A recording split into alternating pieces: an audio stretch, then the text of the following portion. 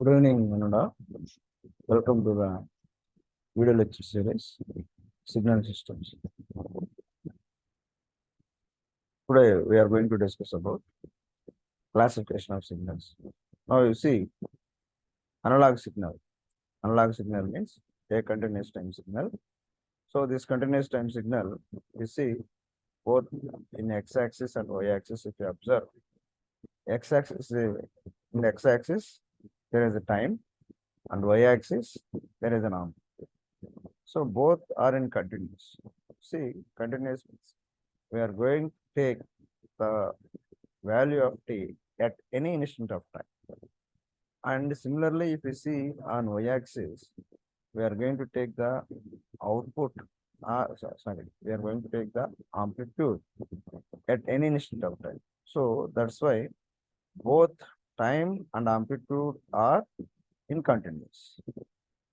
Now, coming for second case, here you observe this one. By using this sampling theorem, after selecting the sampling frequency, and then we are going to get the sampling interval, the time is discretized. The time is discretized, means we are going to get at integer multiples of ts. We are going to get the values of the time at integer multiples of ts. But if you observe the amplitude, still it is continuous in nature. Still it is in continuous in nature. So this signal is called discrete in time, continuous in amplitude. Now coming for third case.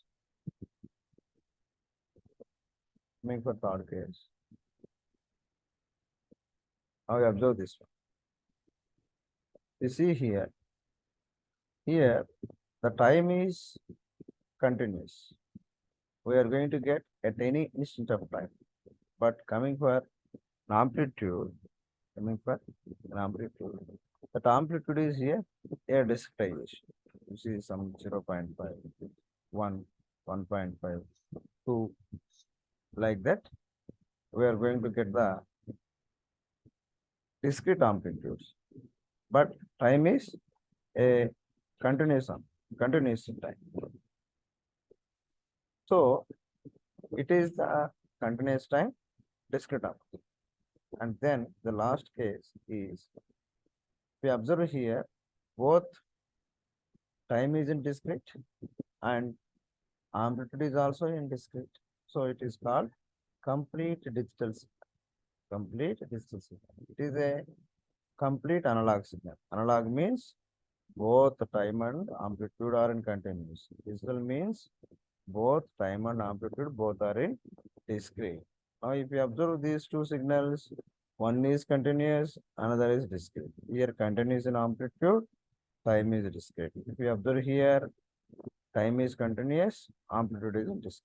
So, our final aim is we need to convert a analog signal into digital signal, and then we are going to transmit to the system, communication system. And again, we need to receive from digital to analog signal. It is our process. So in this process, there may be, we are following different strategies for transmitting the signal.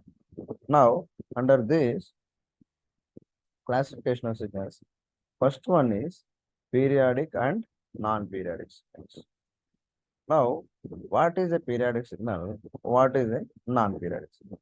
You see, a periodic signal means it is repeated with some fundamental time period from minus infinity to plus infinity. Again, I am repeating the signal, some information, the same information is going to repeat it with some fundamental period from minus infinity to plus infinity. If you observe this signal, a sinusoidal signal, one complete cycle is an amplitude. One complete cycle is a one time period. Remember, one complete is a half cycle. It is another half cycle, positive half cycle, negative half cycle. So total cycle is a one time period. So with this time, it is going to be repeated up to infinity, from minus infinity to plus infinity. So it is the example for a periodic. Similarly, it is a continuous in time and generally amplitude is also continuous. Now, if you want to see this continuous time signal into a discrete time signal, now if you observe this one, same information we are going to take at a different instance. So discrete means that instead of writing T naught, we are going to write some n. So n means number of samples in that repeated. So suppose the information in this signal with some n is equal to 10 means what? N is equal to 10. After again 11 to 20, the same samples are repeated. After 20 to 30, same samples are repeated. So that is the meaning of a periodic signal. Coming for non-periodic signal. If you observe this signal, the category of non-periodic signal. You see in this diagram, we are considering for better understanding an exponentially decaying signal. In this exponentially decaying signal, there is no any amount of information is not repeated. So by seeing the diagram itself, the exponential decaying signal is a non-periodic signal. Whenever we are calling it as a periodic signal, there is some information, with that information, it is going to be repeated from minus infinity to plus infinity. Now, what is the condition for periodicity in continuous times? What is the condition for periodicity in continuous times?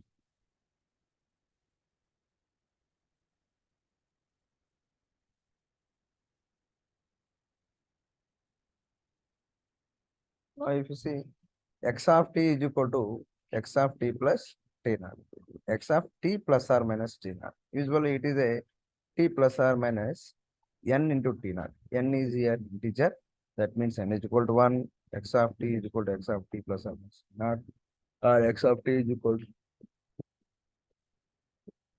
x of t plus or minus 2t naught, like that. From minus infinity to plus infinity, the same information is going to be repeated. It is the condition of periods. Now, similarly, it is the continuous time signal. If we want to test condition for periodicity in discrete time signal, so usually we are going to see cos signal or sine signals or periodic signals because they are repeated with some fundamental period. If you see here, x of n is equal to cos omega naught n. You know omega naught means 2 pi f naught. So x of n is equal to cos of 2 pi f naught l.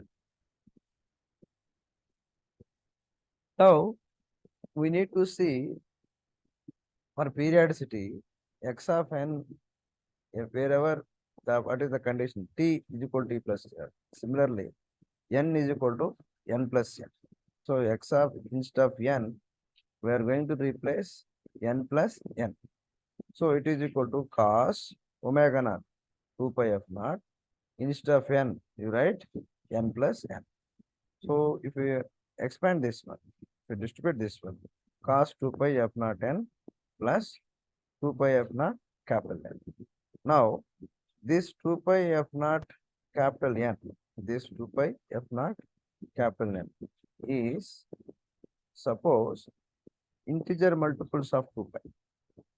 Integer multiples of 2 pi, then x of n is equal to x of n plus n, because x of n is a cos omega naught n.